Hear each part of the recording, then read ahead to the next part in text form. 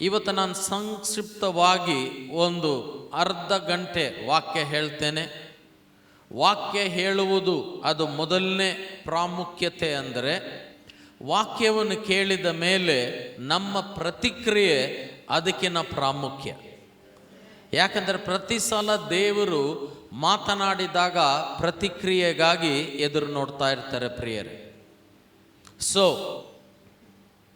2 ವಚನಗಳನ್ನು ಓದಿ ಒಂದು ಚಿಕ್ಕ ಪ್ರಾರ್ಥನೆ ಮಾಡಿ ನಾವು ವಾಕ್ಯದೊಳಗೆ ಹೋಗೋಣ. ಕೊಲೋಸಿ 1:10. ಕರ್ತ ಯೇಸುವಿಗೆ ಯೋಗ್ಯರಾಗಿ ಜೀವಿಸಿ ಎಲ್ಲಾ ವಿಧದಲ್ಲಿ. ಸಾಕು. ಕರ್ತನಾದ ಯೇಸುವಿಗೆ ಯೋಗ್ಯವಾಗಿ ಜೀವಿಸಿ. ಇಂಗ್ಲಿಷಲ್ಲಿ ಹೇಳಬೇಕಂದ್ರೆ walk worthy of the lord. Ephesians 4:1. ಎಲ್ಲರೂ ಜೋರಾಗಿ ಹೇಳ್ರಿ, ಕರ್ತನಿಗಾಗಿ ಯೋಗ್ಯವಾಗಿ.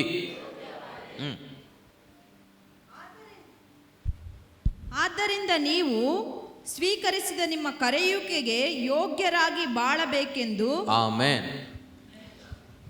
ಕೊಲೋಸಿ 1:10 ಏನು ನೋಡಿದ್ದೇವೆ? ಕರ್ತನಿಗಾಗಿ ಯೋಗ್ಯರಾಗಿ.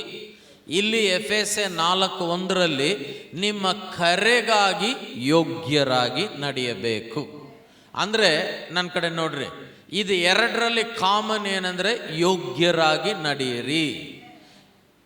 ಒಂದು, ಕರ್ತನು ಆ ವ್ಯಕ್ತಿ ದೇವರಿಗಾಗಿ ಯೋಗ್ಯನಾಗಿ ನಾನು ನಡೆಯಬೇಕು.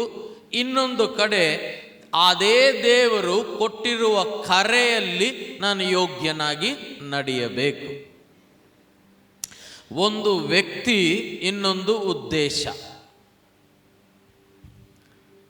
ವ್ಯಕ್ತಿ ರಕ್ಷಣೆ ಮಾತ್ರ ಕೊಡಲಿಲ್ಲ, ದೇವರು ಕರೆ ಕೂಡ ಕೊಟ್ಟಿದ್ದಾನೆ. ನನ್ನ ಜವಾಬ್ದಾರಿ ಏನಂದರೆ ಕೊಟ್ಟಿರುವ ಆ ರಕ್ಷಣೆಯ ದೇವರ ಬಳಿಯಲ್ಲಿ ಯೋಗ್ಯನಾಗಿ ನಡೆಯಬೇಕು. 2ನೇದು, ಅದೇ ದೇವರು ಬೇರೆ ನನ್ನನ್ನು ರಕ್ಷಿಸಲಿಲ್ಲ, ನನ್ನನ್ನು ಕರೆದಿದ್ದಾನೆ ಸೇವೆಗಾಗಿ. ಆ ಕರೆಯಲ್ಲಿ ನಾನು ಯೋಗ್ಯನಾಗಿ ನಡೆಯುವುದು ನನ್ನ ಜವಾಬ್ದಾರಿ. ಆತನ ಕೃಪೆ ಏನಂದರೆ ರಕ್ಷಣೆ ಕೃಪೆಯಿಂದಲೇ, ಕರೆ ಕೃಪೆಯಿಂದಲೇ. ನಮ್ಮದು ಏನು ಇಲ್ಲ, ಕೊಡೋದು ಆತನ ಜವಾಬ್ದಾರಿ. ಬಟ್ ಅದನ್ನು ಸ್ವೀಕರಿಸಿದ ನಾವು ಕರ್ತನಿಗೆ ಯೋಗ್ಯರಾಗಿ, ಕರೆಗೆ ಯೋಗ್ಯರಾಗಿ ನಮ್ಮ ಜೀವನದಲ್ಲಿ ನಾವು ನಡೆಯಬೇಕು. ಆಮೆನ್. ಪ್ರಾರ್ಥನೆ ಮಾಡಿಕೊಳ್ಳೋಣ. ನಮ್ಮನ್ನು ಪ್ರೀತಿ ಮಾಡುವ ತಂದೆಯಾದ ದೇವರೇ, ಕೊಟ್ಟ ಸಮಯಕ್ಕಾಗಿ ಸ್ತೋತ್ರ. ಪವಿತ್ರಾತ್ಮನೇ, ನಿನ್ನ ಪ್ರಸನ್ನತೆ ಪ್ರತಿಯೊಂದು ಹೃದಯವನ್ನು ಮುಟ್ಟಲಿ. ಯೇಸುವಿನ ನಾಮದಲ್ಲಿ ಅಪ್ಪ, ನಮ್ಮ ಜೀವಿತವನ್ನು ಮುಟ್ಟು, ಅಭಿಷೇಕಿಸು, ಬದಲಾಯಿಸು. ವಾಕ್ಯದಿಂದ ಮಾತನಾಡು, ವಾಕ್ಯದಿಂದ ಬದಲಾಯಿಸು, ವಾಕ್ಯದಿಂದ ನಮ್ಮನ್ನು ಕಟ್ಟು. ಪವಿತ್ರಾತ್ಮನೇ, ನಮ್ಮ ಮೇಲೆ ಸಂಚಾರ ಮಾಡು. ಸಮಯವನ್ನು ನಿನ್ನ ಕೈಯಲ್ಲಿ ಒಪ್ಪಿಸಿಕೊಡ್ತೇವೆ.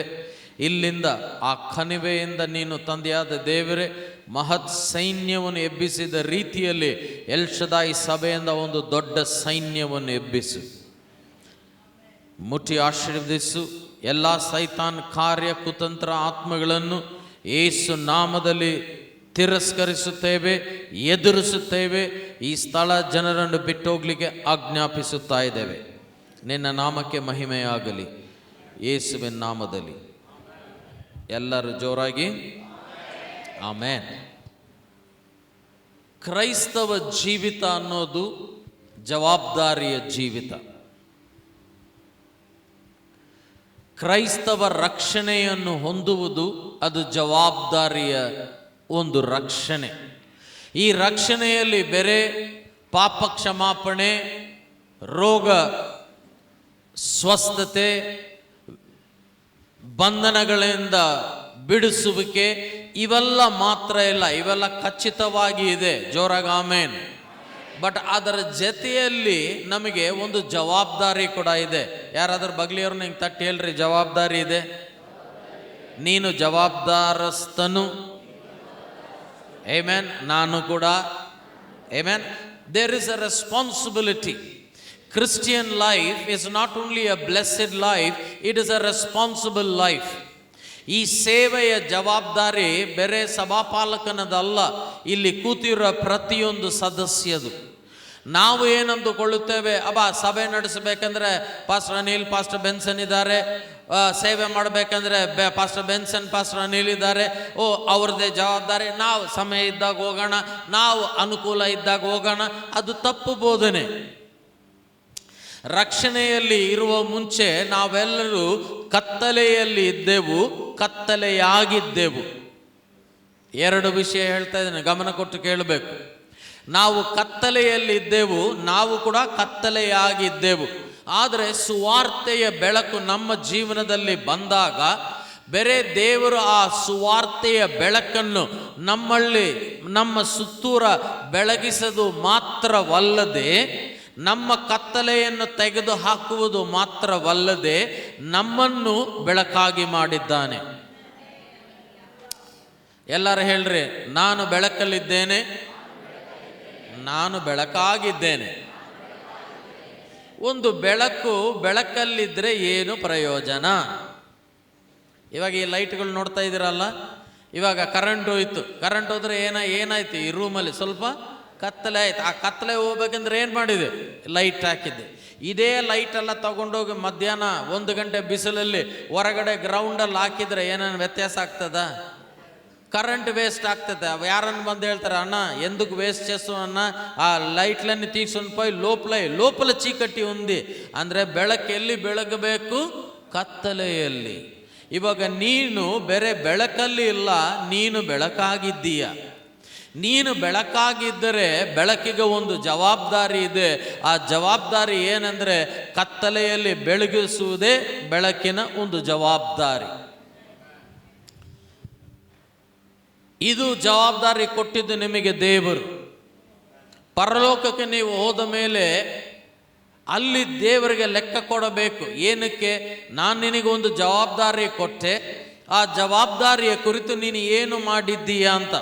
ಆ ತಲಾಂತಿನ ಉಪಮಾನದಲ್ಲಿ ಯೇಸು ಕ್ರಿಸ್ತನು ಆ ಯಜಮಾನನು ವಾಪಸ್ ಬಂದು ಕೇಳ್ತಾನೆ, ನಿನಗೆ ನಾನು 10 ಕೊಟ್ಟಿದ್ದೆ, ಏನು ಮಾಡಿದೆ? ನಿನಗೆ 5 ಕೊಟ್ಟೆ, ಏನು ಮಾಡಿದೆ? ನಿನಗೆ 1 ಕೊಟ್ಟೆ, ಏನು ಮಾಡಿದೆ ಅಂತ ಅವರು ಲೆಕ್ಕ ಕೊಡಬೇಕಾಗಿತ್ತು. ಅದೇ ರೀತಿಯಲ್ಲಿ ಯೇಸು ಸ್ವಾಮಿ ಕೇಳ್ತಾರೆ ನಿಮ್ಮನ್ನು, ನಿನ್ನ ಬೆಳಕಾಗಿ ಮಾಡಿದೆ ತಂಗಿ, ನೀನು ಏನು ಮಾಡಿ, ಮಗಳೇ ನೀನು ಏನು ಮಾಡಿ ಅಂತ ದೇವರು ನಿಮ್ಮನ್ನು ಪ್ರತಿಯೊಬ್ಬರನ್ನು ಲೆಕ್ಕ ಕೇಳ್ತಾನೆ. ಕ್ರೈಸ್ತವ ಜೀವಿತ ಅಂದರೆ ಬೇರೆ ಆಶೀರ್ವಾದ, ಅಲ್ಲೆಲ್ಲೂಯ್ಯ ಆಮೇಲೆ ಹೇಳಿ ದುಬುಕ್ ಅಂತೇಳಿ ಪರಲೋಕಕ್ಕೆ ಜಿಗಿಯೋದಲ್ಲ. ಭೂಲೋಕದಲ್ಲಿ ನಾವಿದ್ದಾಗ ನಮಗೊಂದು ಜವಾಬ್ದಾರಿ ಇದೆ. ಆದರೆ ಈ ಜವಾಬ್ದಾರಿಯನ್ನು ಒಳ್ಳೆ ರೀತಿಯಲ್ಲಿ ಫಲಭರಿತವಾಗಿ ಜಯಪ್ರದವಾಗಿ ಜರುಗಿಸಿ ಮುಗಿಸಬೇಕಂತ ಹೇಳಿದರೆ 2 ಗುಣಲಕ್ಷಣಗಳು ಬಹಳ ಪ್ರಾಮುಖ್ಯ. ಅನೇಕ ಗುಣಲಕ್ಷಣಗಳು ಪ್ರಾಮುಖ್ಯ, ಅದರಲ್ಲಿ 2 ಬಹಳ ಪ್ರಾಮುಖ್ಯ. ಒಂದು, ದೇವರಿಗೆ ಯೋಗ್ಯರಾಗಿ ನಡೆಯಬೇಕು, ಅದು ನಮ್ಮ ವ್ಯಕ್ತಿಗತ ಜೀವಿತ. Walking worthy of God is between God and you. But ಅದೇ ಸಮಯದಲ್ಲಿ ನಾಣ್ಯದ ಇನ್ನೊಂದು ಭಾಗ ಏನಂದ್ರೆ, ಆ ದೇವರು ಕೊಟ್ಟಿರುವ ಕರೆಗೆ ನಾವು ಯೋಗ್ಯರಾಗಿ ನಡೆಯಬೇಕು. ಅನೇಕ ಕ್ರೈಸ್ತವರು ದೇವರಿಗೆ ಯೋಗ್ಯವಾಗಿ ನಾವು ನಡೀತಾ ಇದ್ದೇವೆ. ದೇವರಿಗೆ ಯೋಗ್ಯವಾಗಿ ನಡೆಯುವುದಂದ್ರೆ ಪರಿಶುದ್ಧ ಜೀವಿತ, ಪಾಪಕ್ಕೆ ಇಲ್ಲ ಅಂತ ಹೇಳೋದು. ಯೋಸೇಫನಿಗೆ ಅನೇಕ ಸಲ ನಾನು ಹೇಳ್ತಿರ್ತೇನೆ, ಶೋಧನೆ ಬಂದಾಗ ಆ ಸ್ತ್ರೀ ಕರೆದ್ಲು, ಬಾ ಪಾಪ ಮಾಡೋಣ. ಏನು ಹೇಳ್ತಾನೆ? ಉತ್ತರ ಏನು ಕೊಟ್ಟ ಯೋಸೇಫನು? ನಾನು ಮಾಡಲ್ಲ ಅಂದ. ಕಾರಣ ಏನು? ನಾನು ದೇವರಲ್ಲಿ ಭಯಭಕ್ತಿ ಉಳ್ಳವನು ಅಂದ. ದೇವರಿಗಾಗಿ ವ್ಯಕ್ತಿಗತವಾಗಿ ಯಾರು ನೋಡ್ತಾ ಇರಲಿಲ್ಲ. ಆ ರಹಸ್ಯ ಸ್ಥಳದಲ್ಲಿ ಕೂಡ ಪಾಪಕ್ಕೆ ಇಲ್ಲ ಅಂತ ಹೇಳಿದ್ದು ರುಜು. ಯಾಕೆ ಅಂದರೆ ದೇವರಿಗೆ ಯೋಗ್ಯನಾಗಿ ನಡೆದ. ಯಾರೋ ಹೇಳಿದ್ರು, ಈ ಲೋಕದಲ್ಲಿ ನೀನು ಹಿಡಿಯಲ್ಪಡಲ್ಲ ಅಂತ ಭರವಸೆ ಕೊಟ್ಟರೆ ಪಾಪ ಹೆಚ್ಚಾಗ್ತದಂತೆ. ಇನ್ನೊಂದ್ಸಲ ಹೇಳಲಿಯಾ?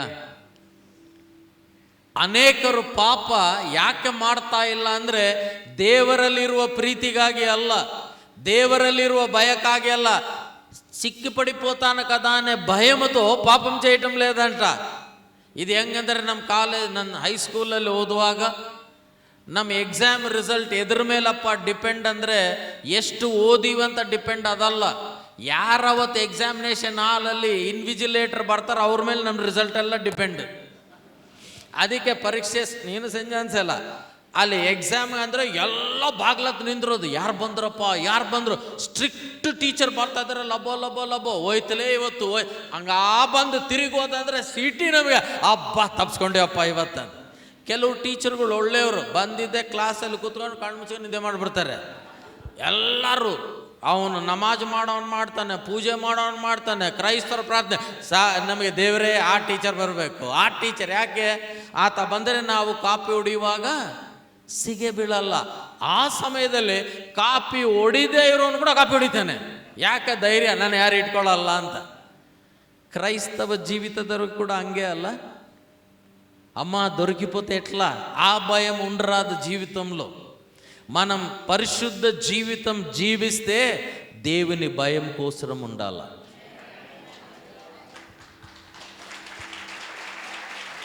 ಹಲ್ಲೆಲೂಯಾ. ಅವ್ರೇನು ಹೇಳ್ತಾರೆ, ಇವ್ರೇನು ಹೇಳ್ತಾರೆ ಅದಕ್ಕಾಗಿ ಅಲ್ಲ, ಆತ ಏನು ಹೇಳ್ತಾನೆ ಅದಕ್ಕಾಗಿಯೇ. ಅದು ದೇವರಿಗಾಗಿ ಯೋಗ್ಯರಾಗಿ ನಡೆಯುವುದು.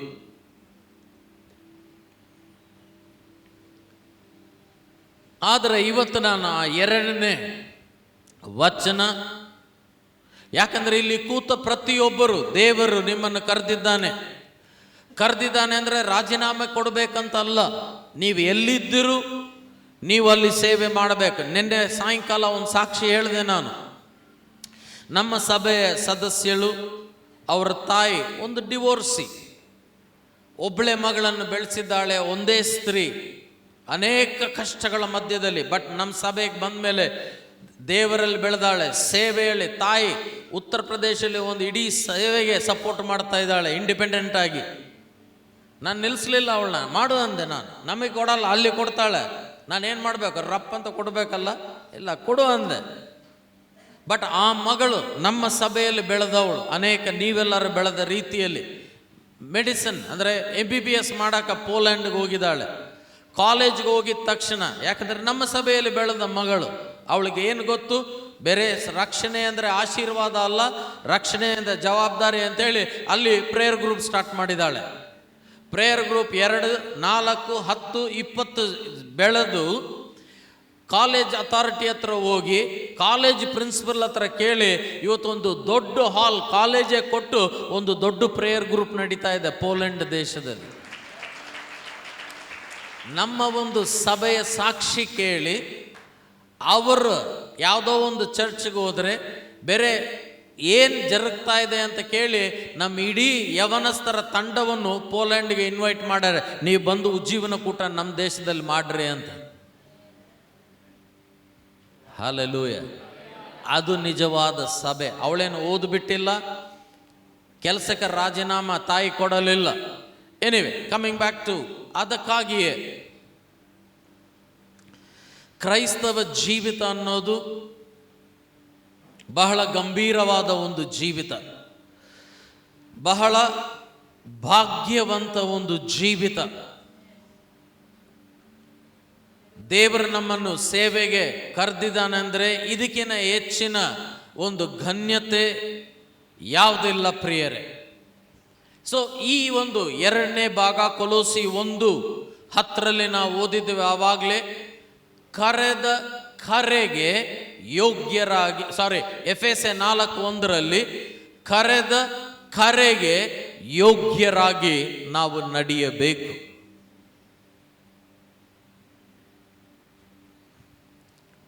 ಇದಕ್ಕೆ ವಾಕ್ಯದಲ್ಲಿ 3 ಉದಾಹರಣೆಗಳನ್ನು ತಗೊಂಡಿದ್ದೇನೆ. ಈ 3 ಸ್ತ್ರೀಯರೇ.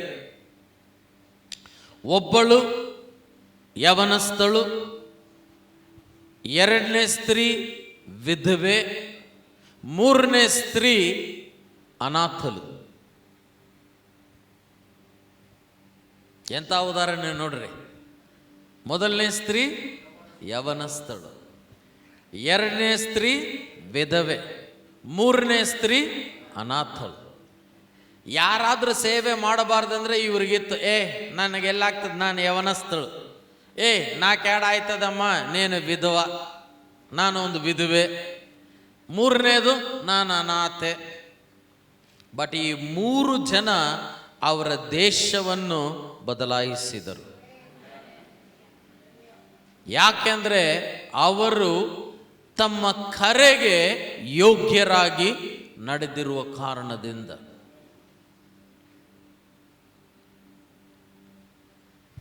ಮೊದಲನೇ ಉದಾಹರಣೆ, ಯೇಸು ಕ್ರಿಸ್ತನ ಭೂಲೋಕದ ತಾಯಿ ಮರಿಯಳಿಗೆ ಆ ದೂತನು ಕಂಡು, ಮರಿಯ, ದೇವರು ನಿನ್ನನ್ನು ಆರಿಸಿಕೊಂಡಿದ್ದಾನೆ. ಬೇರೆ ಮರಿಯಳನ್ನು ದೇವರು ಆರಿಸಿಕೊಂಡಿಲ್ಲ, ನಿಮ್ಮನ್ನು ಆರಿಸಿಕೊಂಡಿದ್ದಾನೆ. ಆದರೆ ಮರಿಯಳ ಹತ್ರ ಹೇಳ್ತಾನೆ, ದೇವರು ನಿನ್ನನ್ನು ಆರಿಸಿಕೊಂಡಿದ್ದಾನೆ, ಯಾವ ಪುರುಷನ ಸಂಬಂಧವಿಲ್ಲದೆ ವಾಕ್ಯದಲ್ಲಿ ಪ್ರವಚಿಸಿದಂತೆ ನೀನು ಗರ್ಭಧಾರುತ್ತೀಯ ಅಂತ ಪ್ರವಚನೆ ಬರ್ತಾ ಇದೆ. ಅವಳು ಇಮಿಡಿಯೇಟ್ ಅವಳಿಗೆ ಗರ್ಭ ಬರಲಿಲ್ಲ. ಒಂದು ವೇಳೆ, ಎಲ್ಲರೂ ಹೇಳ್ರಿ, ಒಂದು ವೇಳೆ ಮರಿಯ ಇಲ್ಲಪ್ಪ ನನಗೆ ಬೇಡ ಅಂದರೆ ಆಕೆ ಗರ್ಭ ಆಗ್ತಿರಲಿಲ್ಲ. ದೇವರ ಚಿತ್ತ ಅಂತೂ ಇತ್ತು, ದೇವರ ಆರಿಸುವಿಕೆ ಅಂತಿತ್ತು. ಮರಿಯ ಆಗಲಿ ಅಂತ ಹೇಳದೆ ಇದ್ದಿದ್ದರೆ ಅದು ಆಗ್ತಿರ್ಲಿಲ್ಲ, ಆ ಗರ್ಭಧಾರ ಆಗ್ತಿರಲಿಲ್ಲ. ಅಂದರೆ ನಿಮ್ಮ ಜೀವನದಲ್ಲಿ ಕೂಡ ದೇವರ ಸಂಕಲ್ಪ ಇದೆ, ನಿಮ್ಮ ಜೀವನದಲ್ಲಿ ದೇವರ ಕರೆ ಇದೆ, ನಿಮ್ಮ ಜೀವನದ ದೇವರ ಉದ್ದೇಶ ಇದೆ. ದೇವರ ಕಡೆಯಿಂದ ಇದೆ ಅಂತೇಳಿ ಆಟೋಮ್ಯಾಟಿಕ್ ನಿನ್ನ ಜೀವನದಲ್ಲಿ ಆಗಲ್ಲ. ನಿನಗೆ ಪ್ರವಚನ ಯಾರಾದರೂ ಹೇಳಿರ್ಬೋದು, ಯವನಸ್ಥನಾಗಿದ್ದಾಗ ದೇವರು ನಿನ್ನನ್ನು ಈಗ ಉಪಯೋಗ ಮಾಡ್ತಾನೆ, ದೈವಿಕ ವಾಗ್ದಾನಗಳು ನಿಮ್ಮ ಜೀವಿತದಲ್ಲಿ ಬಂದಿರಬಹುದು, ಆಮೇನ್, ಅದು ನೆರವೇರಲ್ಲ, ಅದು ದೇವರ ಕಡೆಯಿಂದ ಬಂದಿದೆ. ಆದರೆ ನಿನ್ನ ಕಡೆಯಿಂದ ಒಂದು ಪ್ರತಿಕ್ರಿಯೆ, ಒಂದು ಜವಾಬ್ದಾರಿ ಇದೆ ಪ್ರಿಯರೇ. ದೇವರು ಪಕ್ಷಪಾತಿ ಅಲ್ಲ. ಮರಿಯಳನ್ನು ಕಂಡು ಆ ದೂತನು ಹೇಳಿದಾಗ, ಲೂಕನ ಬರೆದ ಸುವಾರ್ತೆ 1ನೇ ಅಧ್ಯಾಯ 30ನೇ ವಚನದಿಂದ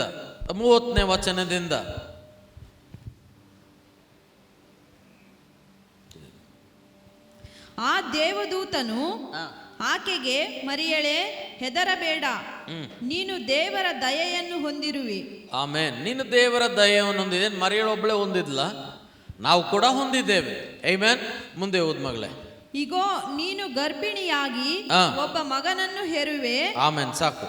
ನೀನು ಗರ್ಭಿಣಿ ಆಗ್ವಿ. ಆಕೆಗೆ ಕರೆ ಗರ್ಭ ಧರಿಸೋದು, ನಮಗೆ ಕರೆ ಆಕೆಗೆ ಯೇಸುವನ್ನು ಜನಿಸಿ ಲೋಕಕ್ಕೆ ಕೊಡಬೇಕಾಗಿತ್ತು. ನಾವು ಅದೇ ಯೇಸುವಿನ ಸಂದೇಶವನ್ನು ಲೋಕಕ್ಕೆ ಕೊಡಬೇಕು, ಅದೇನೇ ಆಗಿರಲಿ.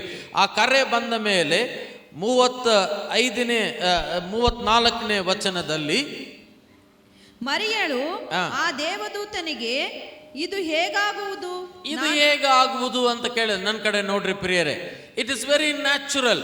When you are hearing the amazing plan of God, you are left in wonderment. How is it possible? ದೇವರು ನಿನ್ನ ಜೀವಿತದಲ್ಲಿ ನಿನ್ನನ್ನು ದೇಶಗಳಿಗೆ ಕರ್ಕೊಂಡು ಹೋಗ್ತಾನಂತ 35 ವರ್ಷದ ಹಿಂದೆ, 40 ವರ್ಷದ ಹಿಂದೆ ನನ್ನ ಹತ್ರ ಮಾತನಾಡಿದಾಗ, ಬಳ್ಳಾರಿ ಪಟ್ಟಣ ಬಿಟ್ಟು ಹೊರಗೆ ಹೋಗದೇ ಇರುವವನ ನನ್ನಲ್ಲಿ ನಾನು ಅನ್ಕೊಂಡೆ, ಇದು ಹೇಗಪ್ಪ ಸಾಧ್ಯ? ಇಲ್ಲಿ ಒಂದು ಸಭೆ ಸ್ಟಾರ್ಟ್ ಮಾಡ್ತಾ ಇದ್ದೀವಿ, ದೇಶ ವಿದೇಶಗಳಿಗೆ ಹೋಗ್ತೈತೆ ಅಂದ್ರೆ ಇದು ಹೆಂಗಪ್ಪ ಸಾಧ್ಯ? ಮರಿಯಲು ಕೂಡ ಕೇಳಿದ್ಲು, ಇದು ಹೆಂಗ ಸಾಧ್ಯ? ಅದಕ್ಕೆ ಪ್ರತಿ ಉತ್ತರವಾಗಿ ಆ ದೂತನು ಹೇಳ್ತಾನೆ, ನಿನ್ನ ಮೇಲೆ ಪವಿತ್ರಾತ್ಮನು ಬರ್ತಾನೆ. ಇನ್ನ ಬಂದಿಲ್ಲ, ಬರ್ತಾನೆ.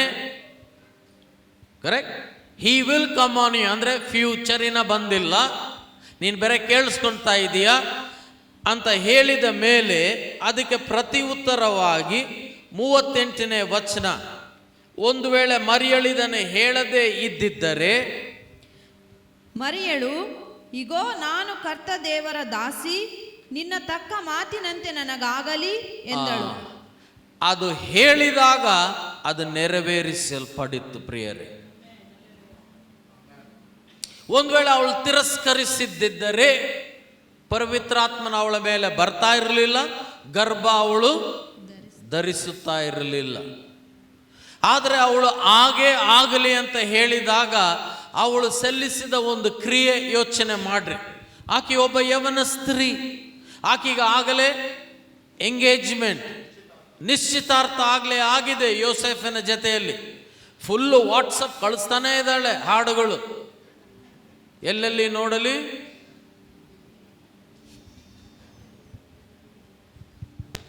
ನಿನ್ನನ್ನೇ. ಎಲ್ಲ ಫಾರ್ವರ್ಡಿಂಗ್ ಆಗ್ತಾ ಇದೆ ಇಬ್ಬರ ಮಧ್ಯದಲ್ಲಿ. ಆಯ್ತು, ಮದುವೆ ಆಗ್ತದೆ, ಅವನು ಸೂಟ್ ಉಳಿಸ್ಕೊಂಡಾನೆ, ಈಕೆ ಗೌನು ಉಳಿಸ್ಕೊಂಡಾಳೆ, ಎಲ್ಲ ರೆಡಿ. ಇವಾಗ ಎಲ್ಲ ಚೌಪಟ್ಟು ಗರ್ಭ ಧರಿಸಿ ಹೋಗಿ, ಯೋಸೇಫ ನಾನು ಗರ್ಭಿಣಿ ಆಗಿದ್ದೀನಿ. ಅವನ ಮನಸ್ಸಲ್ಲಿ ಏನಾಗಬೇಕು? ಆಯಿತು ದೇವದಾಸ್ ಮಲ್ಲಿ ಮಲ್ಲಿ ಮಲ್ಲಿ, ಯಾಕೆ ನಾನು ನಿಶ್ಚಿತಾರ್ಥ ಆದ ಸ್ತ್ರೀ ಮೋಸ ಮಾಡಿಬಿಟ್ಲು ನನ್ನ, ಯಾರೋ ಜೊತೆಯಲ್ಲಿ ಹೋಗಿ. ಯಾರೇ ಅವನು ಅಂದರೆ ದೇವರು ಅಂದ್ಲು. ಹೆಂಗಿರ್ಬೇಕು ಯೋಸೇಫನಿಗೆ? ಮಾಡೋ ಪಾಪ ಮಾಡಿ ದೇವ್ರ ಮೇಲೆ ಹೇಳ್ತಾ ಇದೀಯ, ದೇವ್ರ ಹೆಂಗನ ಹಿಂಗೆ ಮಾಡ್ತಾನೆ ಯಾವಾಗಾನ ಅಂದರೆ ಅವ್ರ ಇಡೀ ಲೋಕ ಅಲ್ಲೋಲ ಕಲ್ಲೋಲ ಆಯಿತು. ಇದನ್ನೆಲ್ಲ ಯೋಚನೆ ಮಾಡಿ, ಆ ಕ್ರಯೆಯನ್ನು ಯೋಚನೆ ಮಾಡಿ ಅವಳು ಏನು ಹೇಳಿದ್ಲು? ಆಮೇಲೆ ಹಂಗೆ ಆಗಲಿ ಅಂದು. ಯೋಸೇಫ್ ಒಳ್ಳೆಯವನು, ಅವನೇನು ಹೇಳ್ದ? ನಾನು ನಿನ್ನನ್ನು ಬಿಟ್ಬಿಡ್ತೇನೆ, ಎಲ್ಲರಿಗೂ ಹೇಳಲ್ಲ, ಬಟ್ ನಿನ್ನ ಮದುವೆ ಆಗಲ್ಲ ಅಂದ. ಯಾರು ಮಾಡ್ಕೊಳ್ತಾರೆ ಮದುವೆ? ಯಾರು ಮಾಡ್ಕೊಳ್ಳಲ್ಲ. ಆ ಟೈಮಲ್ಲಿ ದೇವದೂತನು ಯೋಸೇಫನಿಗೆ ಕನಸಲ್ಲಿ ಬಂದು, ಯೋಸೇಫ ಈ ಗರ್ಭ ದೇವರಿಂದಲೇ ಅವಳನ್ನು ಮದುವೆ ಮಾಡಕೊ ಅಂದರೆ ಅವನು ಅವಳನ್ನು ಮದುವೆ ಮಾಡಿಕೊಂಡ. ಪ್ರಿಯರೇ, ಹಲ್ಲೆಲೂಯಾ. ದೇವ ಕರೆಗೆ ನೀವು ಯೋಗ್ಯರಾಗಿ ನಡಿಲಿಕ್ಕೆ ಮೊದಲನೇ ಸಲ ಆಮೇನ್ ಅಂದಾಗ ನೀನಿರುವ ಆರಾಮಿನ ಲೋಕ ಅದು ಅಲ್ಲಾಡ್ತತೆ. ಪ್ರಿಯರೇ, ನಮಗೆ ಏನೋ ಆರಾಮಿನ ಜೀವನ ಬೇಕು, ಯಾವ ಥರದ ಕಷ್ಟ ಇರಬಾರ್ದು, ಯಾರು ಏನು ನನಗೆ ಹೇಳಬಾರ್ದು, ಎಲ್ಲರೂ ನನ್ನನ್ನು ಉಗುಳ್ತಾ ಇರಬೇಕು, ಎಲ್ಲರೂ ಚಬಾಸ್ ಚಬಾಸ್ ಚಬಾಸ್ ಅಂದರೆ ನಾನು ಆಮೇನ್ ಆಮೇನ್ ಆಮೇನ್ ಹೇಳ್ತೀನಿ. ಯಾರನ ಏನನ ಹಿಂಗ ನೋಡಿದರೆ ನೀನು ಬೇಡ, ಸೇವೆ ಬೇಡ, ಸಭೆ ಬೇಡ, ಮರಿಯ ಬೇಡ ಅಂದಿದ್ರೆ ಯೇಸುನೇ ಇರ್ತಿರ್ಲಿಲ್ಲ ಏನು. ಆದರೆ ದೇವರು ಬೇರೆ ಯಾರನ್ನ ಎಬ್ಬಿಸ್ತಾ ಇದ್ದ. ಆ ಯವನಸ್ಥರಿಗೆ ಸವಾಲು ಇವತ್ತು. ಯಂಗ್ ಪೀಪಲ್ ಕೊನೆಯಲ್ಲಿ ಕೂತಿದ್ದೀರ, ಆಲ್ಫಾ ಒಮೆಗಾ ಥರ. ಜೋನಾ, ನೆಕ್ಸ್ಟ್ ಟೈಮಿಂದ ಮುಂದೆ ಕುಂದಿರ್ಬೇಕು ನೀನು. ಮಗನೇ, ನಿಮ್ಮ ಅಪ್ಪ ಹೇಳ್ದ ನನಗೆ ಹೇಳಂತ.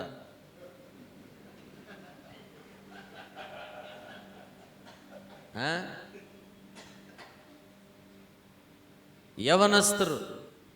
ಮೇರಿ ವಾಸ್ ಅ ಟೀನೇಜರ್. ಅವಳು ಎಸ್ ಅಂದಾಗ ಎಲ್ಲ ಮುರಿದೋಯ್ತು.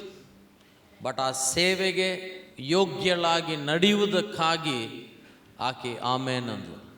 ಇವತ್ತು ಸಭೆಯಲ್ಲಿ, ನಮ್ಮ ಸಭೆಯಲ್ಲಿ ಎಂಥ ಜನರು ಬೇಕು, ಎಷ್ಟು ಯೋಗ್ಯತೆಗೆ ನಡಿಬೇಕಂದ್ರೆ ಅದು ಎಷ್ಟೇ ಕಷ್ಟ ಬರಲಿ ಪ್ರಿಯರೇ. ಸೇವೆ ಅನ್ನೋದು ಅನುಕೂಲತೆಗಳಲ್ಲಿ ಜರುಗುವ ಕಾರ್ಯ ಅಲ್ಲ.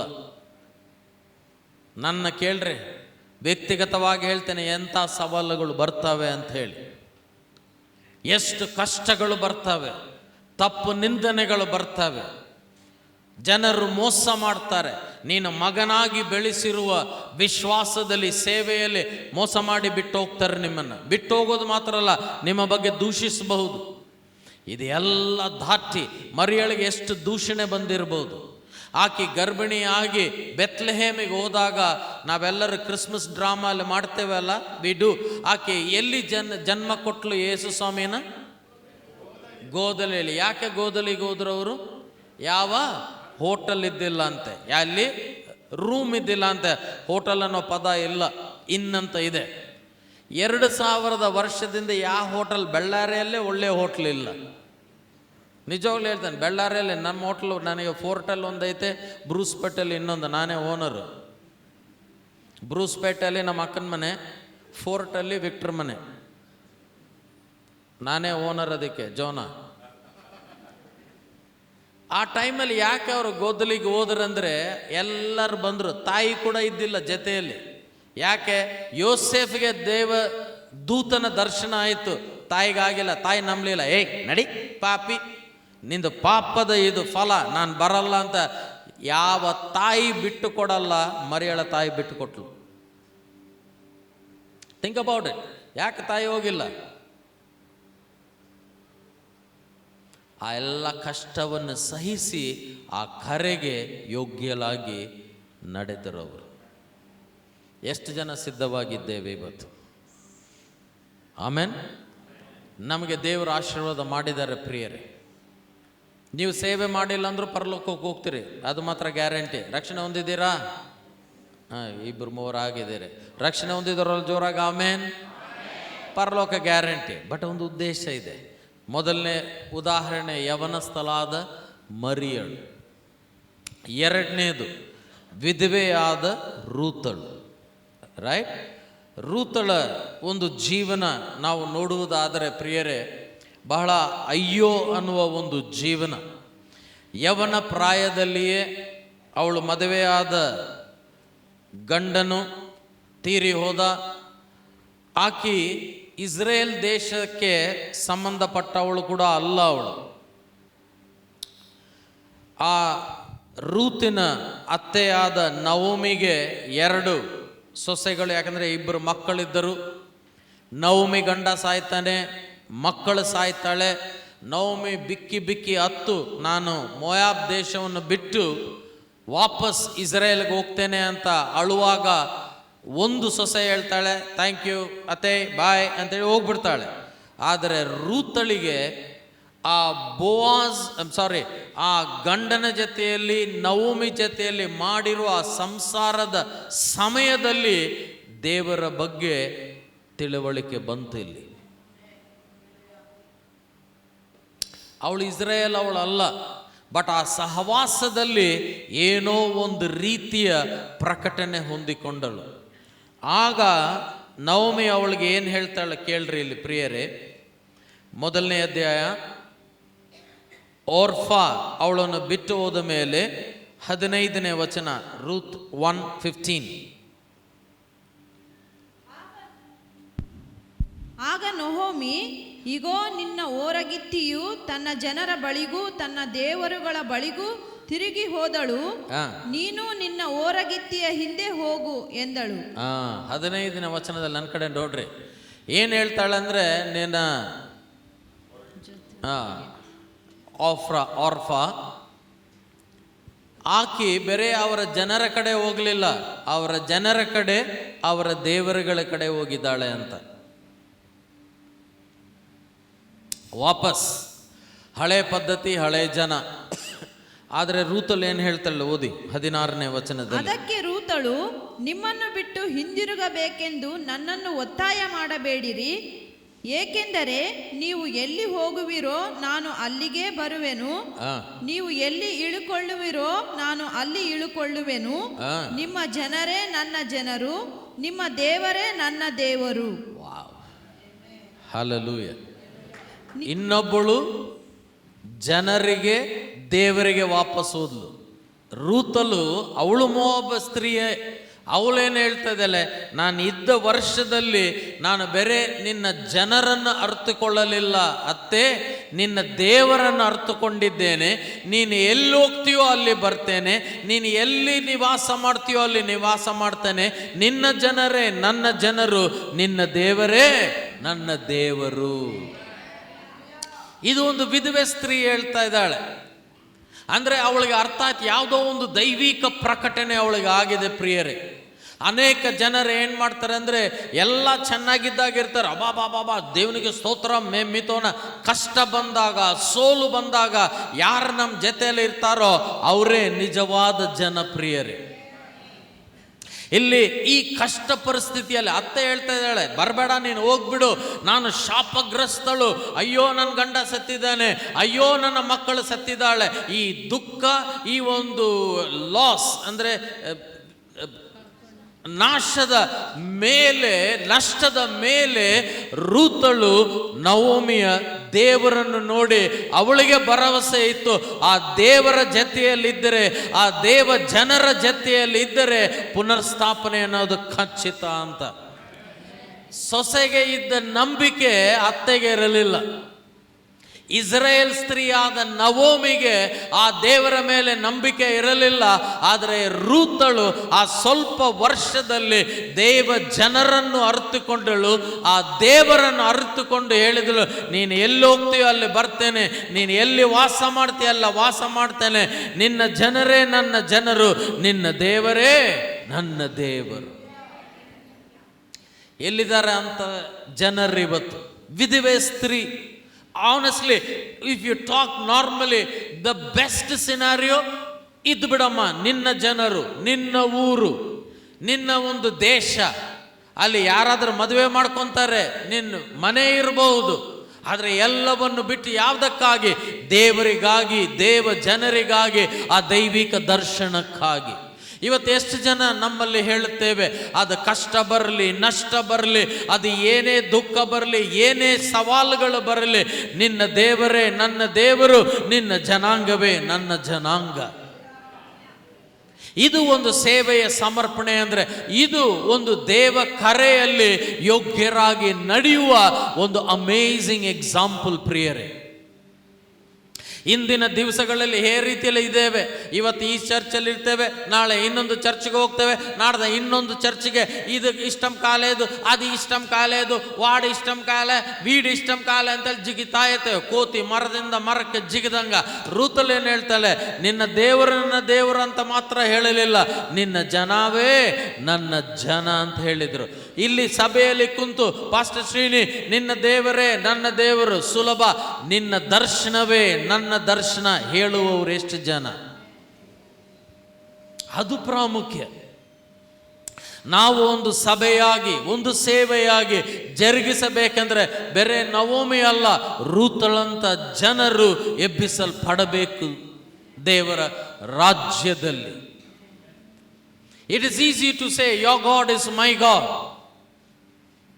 but it is not easy to say your people are my people. It is not easy to say your vision is my vision. ನಿನ್ನ ಜನರೇ ನನ್ನ ಜನ, ನಿನ್ನ ದರ್ಶನವೇ ನನ್ನ ದರ್ಶನ, ನಿಮ್ಮ ಭಾರವೇ ನನ್ನ ಭಾರ ಅಂತ ಜನರೆಬ್ಬಿಸಲ್ಪಡಬೇಕು. ಅದು ಕರ್ತನ ಕರೆಗೆ ಯೋಗ್ಯರಾಗಿ ನಡೆಯುವುದು.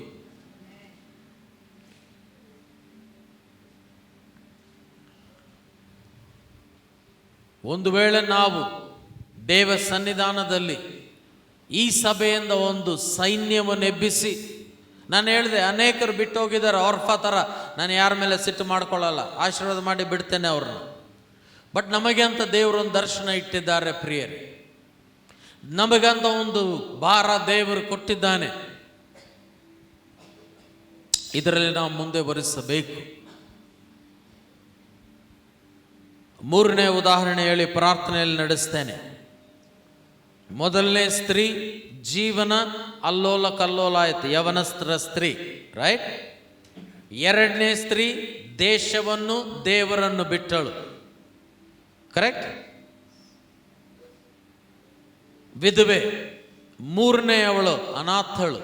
ಯಾರಾದ್ರೂ ಗೆಸ್ ಮಾಡ್ತೀರಾ ಯಾರಂತ? ಎಸ್ತರ್. ಅವಳ ಜೀವನ ಪ್ರಾರಂಭ ಆದದ್ದು ಅನಾಥಳಾಗಿ. ನಮ್ಮ ಜೀವನ ಪ್ರಾರಂಭವಾದದ್ದು ಅನಾಥರಾಗಿ. ಅಮ್ಮ ಪಾಸ್ಟರ್ ಶ್ರೀನಿ ಅನಾಥರ, ನಮ್ಮ ಅಮ್ಮ ಅಪ್ಪ ಇನ್ನೂ ಬದುಕ್ಯಾರ, ಗುದ್ದುತ್ತೀನಿ.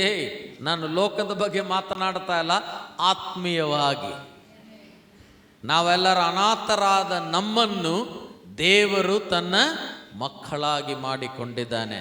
There is a spirit of adoption that has made us the children of God. Amen. ಈ ಎಸ್ತರಳು ಅನಾಥಳಾಗಿ, ನಾವು ಕೂಡ ಅನಾಥರಾಗಿದ್ದೇವೆ. ಹೇಳ್ರಿ ಬಗ್ಲಿಯವ್ರು, ನಾನು ಕೂಡ ಅನಾಥನಾಗಿದ್ದೆ, ಇದ್ದೆ. ಆದರೆ ಈಗ ದೇವ ಮಗನಾಗಿದ್ದೇನೆ, ರೈಟ್. ಎಸ್ತರಳು ಕೂಡ ಅನಾಥಳಾಗಿದ್ದವಳನ್ನು ದೇವರು ಮೊರ್ದೆಕೈ ಮೂಲಕ ಆರಿಸಿ, ಮೊರ್ದೆಕೈ ಒಂದು ತಂದೆಯ ಸ್ಥಾನದಲ್ಲಿ ಇದ್ದು ಆಕೆಯನ್ನು ಬೆಳೆಸಿ ಅರಮನೆಗೆ ರಾಣಿಯಾಗಿ ಎನ್ನಿಸಲು ಪಡಬೇಕಂತೇಳಿ ಅವಳನ್ನು ಅರಮನೆಗೆ ಕಳಿಸಿ, ಅಲ್ಲಿ ಅವಳು ಅರಮನೆಯಲ್ಲಿ 100 ಯವನ ಸ್ತ್ರೀಯ ಮಧ್ಯದಲ್ಲಿ ಅನಾಥಳಾಗಿ ಪ್ರಾರಂಭ ಮಾಡಿದ ಎಸ್ತೇರಳು ಈಗ ರಾಣಿಯಾಗಿದ್ದಾಳೆ. ಅನಾಥರಾದ ನಾವು ಯೇಸುವಿನಲ್ಲಿ ಬಂದು ಬೇರೆ ಮಕ್ಕಳಾಗಲಿಲ್ಲ. ಪ್ರಕಟಣೆಯ ಪುಸ್ತಕ 1:6 ಓದುವುದು ಬೇಡ, ಪ್ರಕಾರ ನಾವೆಲ್ಲರೂ ರಾಜರಾಗಿದ್ದೇವೆ. ಜೋರಾಗಿ ಆಮೇಲೆ ಹೇಳಬೇಕು. ಅನಾಥ ಸ್ತ್ರೀ ರಾಣಿಯಾದಲು ಅನಾಥರಾದ ನಾವು ಈಗ ರಾಜರಾಗಿದ್ದೇವೆ, ಅರಸಗಳಾಗಿದ್ದೇವೆ. ಆದರೆ ರಾಣಿಯಾಗಿ ಹೋದ ಮೇಲೆ ಬಹಳ ಆರಾಮ್ ಲೈಫಲ್ಲಿ. ನಮ್ಮ ದುಬೈಯಲ್ಲಿ ರಾಜ ಇದ್ದಾರೆ. ಕೆಲವರು ಹೇಳ್ತಾರೆ ಅವರು ಟಾಯ್ಲೆಟ್ ಹೋಗುವಾಗ ಕುಂದ್ರೋ ಸೀಟ್ ಕೂಡ ಬಂಗಾರ ಅಂತೆ. ಟಾಯ್ಲೆಟಲ್ಲಿ ಕೈ ತೊಳೆಯೋ ನೀರು ಟ್ಯಾಪ್ ಅದು ಬಂಗಾರ ಅಂತೆ. ಸಾಧಾರಣ ನಮಗೆ ಕಿವ್ಯಾಗ ಬಂಗಾರ, ಕುತ್ತಿಗೆಯಾಗ ಬಂಗಾರ, ಬೆರಳಾಗ ಬಂಗಾರ, ಎಲ್ಲೈತಪ್ಪ ತೋರಿಸು, ಅಲ್ಲಿ ಬಂಗಾರ, ಅಲ್ಲಲ್ಲಿ ಇಲ್ಲಿ ಬಂಗಾರ. ಅವರು ಬೆಳಿಗ್ಗೆದ್ದು ಕುಂತ್ಕೊಂಡು ತೊಳ್ಕೊಳ್ಳೋದೆಲ್ಲ ಬಂಗಾರ ಅಂತೆ. ಬಾ ಅಂದರೆ ಅರಸರ ಜೀವನ. ಇವಾಗ ನೋಡ್ರಿ, ಎಸ್ತೇರಳು ಅನಾಥಳು. ಊಟ ಸಿಕ್ಕರೆ ಸಿಗ್ತತೆ, ಇಲ್ಲ ಅಂದರೆ ಇಲ್ಲ. ಇನ್ನೊಂದು ಹೆಚ್ಚು, ಒಂದು ರೊಟ್ಟಿ ಕೇಳಾಕ ಭಯ ಅನಾಥರಿಗೆ. ಮಕ್ಕಳು ಕೇಳ್ತಾರೆ, ಮಕ್ಕಳಿಗೆ ಒಂದು ರೀತಿಯ ಧೈರ್ಯ. ನನ್ನ ಮಗ ಇದ್ದಾನೆ, ನನಗೆ ಒಬ್ಬನೇ ಮಗ, ಒಂದೇ ಮಗಳು ಭಾಳ ಚೀಪ್, ಅವಳ ಹತ್ರ ಖರ್ಚೇ ಇಲ್ಲ ನನಗೆ. ಈ ಮಗ ಇದ್ದಾನಲ್ಲ, ಕಾಸ್ಟ್ಲಿ ಮಗ ಅವನು. ಒಂದಿನ ಇಂಡಿಯಾನಾಗಿದ್ದಾಗ ಐಫೋನ್ ಬೇಕಪ್ಪ ಅಂದ. ಅವಾಗೇ ರಿಲೀಸ್ ಆಗೈತೆ iPhone 16 ಏನೋ, ಸರಿ ಅಂತೇಳಿ ಕೊಂಡ್ಕೊಂಬಂದೆ. ಸುಮಾರು 1.5 ಲಕ್ಷ ಅದು. ಮಗ ಅಲ್ಲ, ಒಬ್ಬನೇ ಮಗ. ಕೊಂಡ್ಕೊಂಬಂದು ಏರ್ಪೋರ್ಟಲ್ಲಿ ಕೊಟ್ವಿ. ಬಾಲು ಇದ್ದ, ನಾನು, ಐ ಥಿಂಕ್ ಜೋನಾ ಕೂಡ ಬಂದ. ತಗೊಂಡು ಹೋಗಿದ್ದಾನೆ. ಮಾರನೇ ದಿನ ಇನ್ನು ಫೋನ್ ಕನೆಕ್ಷನ್ ಕೂಡ ಆಗಿಲ್ಲ. ಫೋನ್ ಮಾಡಿ ಹೇಳ್ತೇನೆ, ಅಪ್ಪ ಅವು ಕಳೆದೋಯ್ತು. ಕೇಳ್ರಿ, ಕಳೆದೋಯ್ತು ಅಂತೇಳಿ ನಿಲ್ಲಿಸಿದ್ರೆ ಸುಮ್ಮನೆ ಇರ್ತಿದ್ದಲ್ಲ. ಕಳೆದೋಯ್ತು, ಇನ್ನೊಂದು ಕಳಿಸಂತೆ. ಏನು ಧೈರ್ಯ ಕೇಳಿದೆ. ನಿನಗೆ ಹೆಂಗಲೇ ಧೈರ್ಯ ಅಂದರೆ ನೀನು ನಮ್ಮಪ್ಪ ಅಂದ. ಏನಂದ? ನಮ್ಮ ಅಪ್ಪ. ನಿನ್ನ ಕೇಳಿ ಇನ್ಯಾರು ಕೇಳಬೇಕಂದ. ನಾನು ಇವಾಗ ಬೈಬೇಕಾ? ಇಲ್ಲ ದೇವರ ಪ್ರಕಟಣೆ ಸಿಕ್ಕಿ ನಾನು ಬಾಯಿ ಮುಚ್ಕೋಬೇಕಾ? ನಾನು ಹೆಂಗೆ ಮಾಡಿರ್ಬೋದಲ್ಲ ದೇವ್ರ ಹತ್ರ. ಅಂದರೆ ಈ ಅನಾಥ ಸ್ತ್ರೀ ನೋಡ್ರಿ, ಈಗ ಅರಮನೆಯಲ್ಲಿ ಕೂತ್ಕೊಂಡು ಮಹಾರಾಣಿಯಾಗಿ ಜೀವಿಸ್ತಾ ಇದ್ದಾಳೆ. ಅವಳಿಗೆ ಏನನ್ನ ಕೊರತೆ ಇದೆಯಾ? ಇಲ್ಲ. ಇವಾಗ ನಾವು ಕೂಡ ಯೇಸುವಲ್ಲಿದ್ದೇವೆ. ನಮಗೆ ಕೊರತೆ ಇದೆಯಾ? ದೇವರಿದ್ದಾನೆ. ಸ್ವಸ್ಥತೆ ಇಲ್ಲ ಅಂದರೂ ಸ್ವಸ್ಥಕ ನಮ್ಮ ಜೊತೆಯಲ್ಲಿದ್ದಾನೆ. ಆಲೋಚನೆ ಇಲ್ಲ ಅಂದರೂ ಆಲೋಚನಾ ಕರ್ತ ನಮ್ಮಲ್ಲಿದ್ದಾನೆ. ಹಲ್ಲೆಲೂಯಾ. ಅಭಿವೃದ್ಧಿ ಇಲ್ಲ ಅಂದರೂ ಅಭಿವೃದ್ಧಿ ಕೊಡುವ ದೇವರು ನಮ್ಮಲ್ಲಿದ್ದಾನೆ. ಹಲ್ಲೆಲೂಯಾ. ಇವತ್ತೋ ಬಂದೇ ಬರ್ತದೆ. ಮಹಾರಾಣಿ ಆರಾಮಾಗಿದ್ದಾಳೆ, ನಾವು ಆರಾಮಾಗಿ ಕೂತಿದ್ದೇವೆ. ಮೊರ್ದೆಕೈ ಹಾಮಾನ್ ಇದ್ದ, ಒಂದು ಪತ್ರ ಬರೀತಾನೆ, ಎಲ್ಲ ಯೂದರನ್ನು ಕೊಂದಾಕಂತ ಹೇಳಿ. ಆ ಪತ್ರ ನ್ಯಾಯ ನೆರವೇರಿಸಿದ್ರೆ ಮೊರ್ದೆಕೈ ಸಾಯ್ತಾನೆ, ಎಸ್ತರ್ಲು ಕೂಡ ಸಾಯ್ತಾನೆ. ಆವಾಗ ಮೊರ್ದೆಕೈ ಬಂದು ಹೇಳ್ತಾನೆ, ಎಸ್ತರಳೇ, ಈ ಸಮಯಕ್ಕಾಗಿ ದೇವರು ನಿನ್ನಲ್ಲಿ ಇಟ್ಟಿದ್ದು, ನಿನ್ನನ್ನು ಅನಾಥಳಾಗಿ ನಿನ್ನನ್ನು ಎಬ್ಬಿಸಿ ಮಹಾರಾಣಿಯಾಗಿ ಮಾಡಿ ಇಟ್ಟಿದೆಯಲ್ಲ, ನೀನು ಇಡೀ ಜನರ ಸಮೂಹ ನಾಶನಕ್ಕೆ ಒಳಗಾಗ್ತಾ ಇದ್ದಾರೆ. ಯಾರಾದರೂ ಅದರಲ್ಲಿ ಒಂದು ವ್ಯತ್ಯಾಸ ಮಾಡಬಹುದಂದ್ರೆ ಅನಾಥಳಾದ ನೀನು ಮಹಾರಾಣಿಯಾಗಿ ಜೀವಿಸುವ ಎಸ್ತರಲ್ಲೇ ನಿನ್ನಿಂದೇ ಸಾಧ್ಯ ಅಂದ. ರಕ್ಷಣೆ ಅನ್ನೋದು ನಾನು ಹೇಳಿದೆ, ಬೇರೆ ಆಶೀರ್ವಾದ ಅಲ್ಲ, ಜವಾಬ್ದಾರಿ. 1-2 ಜೀವನದ ಜವಾಬ್ದಾರಿ ಅಲ್ಲ, ದೇಶಗಳ ಜವಾಬ್ದಾರಿ. ಆದರೆ ಎಸ್ತರಲ್ಲಿ ಹೇಳ್ತಾಳೆ, ಏನು ತಲೆ ಕೆಟ್ಟತ ನಿನಗೆ ಮೊರ್ದೆಕೈ? ನಮ್ಮ ಅಪ್ಪ ಥರ ಇದ್ದೀನಿ ನೀನು. ಅರಸನ ಹೇಳಾನೆ, ಯಾರು ಆತನ ಸನ್ನಿಧಾನಕ್ಕೆ ಬರಬಾರ್ದು. ಅಲ್ಲಿ ಹೋದರೆ ಮರಣದಂಡನೆವೇ, ಅದು ನನಗೆ ಕೂಡ. ಅವನು ಏನನ್ನ ಒಳ್ಳೆ ಮನಸ್ಸಾಗಿ ಕ್ಷಮಿಸಿದ್ರೆ ನಾನು ಬಚಾವ್, ಇಲ್ಲದಿದ್ರೆ ನಾನು ಸಾಯ್ತೀನಿ, ಅದಕ್ಕೆ ನಾನು ಹೋಗಲ್ಲ ಅಂದ್ಲು. ಅಂದರೆ ಅವಳು ಹೇಳಿದ್ದು ಇನ್ನೊಂದು ಪದದಲ್ಲಿ ಹೇಳ್ಬೇಕಂದ್ರೆ, ನೀನು ಸಾಯ್ತೀಯ ಸಾಯಿ ಮಗನೇ, ನಾನಂತೂ ಸಾಯಲ್ಲ ಅಂದ್ಲು.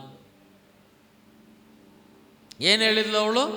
ನೀನು ಸಾಯ್ತೀಯ, ನೀನು ಸಾಯ್, ನಾನು ಸಾಯಲ್ಲ, ನಾನು ಹೋದ್ರೆ ಡೇಂಜರ್, ನಾನು ಸತ್ತೋಗ್ಬಿಡ್ತೀನಿ.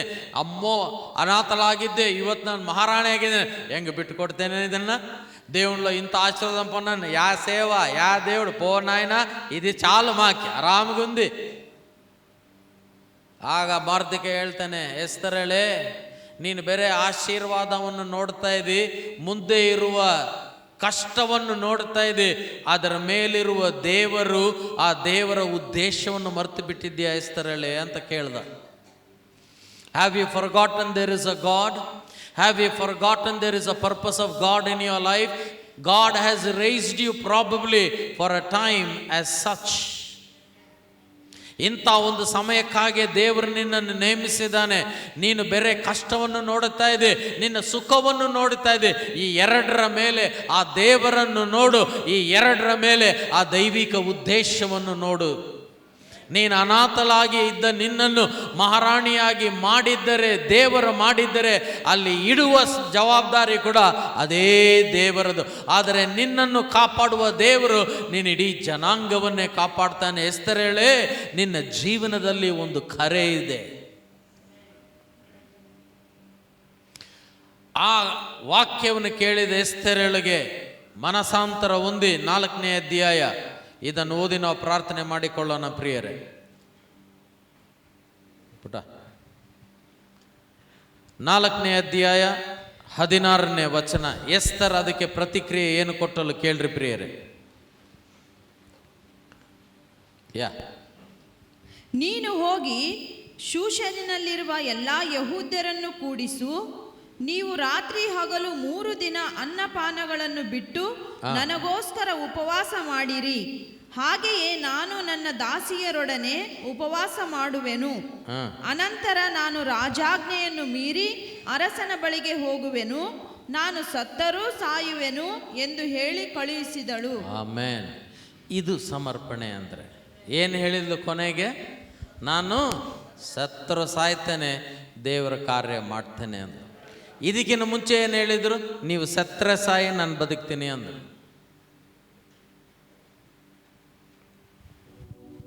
ಇದಕ್ಕಿಂತ ಮುಂಚೆ ಏನು ಹೇಳಿದ್ಲು? ನೀವೆಲ್ಲರೂ ಸಾಯಿರಿ. ಇಡೀ ಇಸ್ರೇಲ್ ಜನಾಂಗವೇ ಸಾಯ್ತಿತ್ತು. ಸಾಯಿರಿ, ನನಗೇನು ಚಿಂತೆ ಇಲ್ಲ, ನಾನಿದ್ರೆ ಸಾಕು ಮೊರ್ದಿಕೆ, ನನ್ನ ಅಪ್ಪ ಅಂತ ನನ್ನ ಬೆಳೆಸಿ ನೀನು ಸಾಯಿ.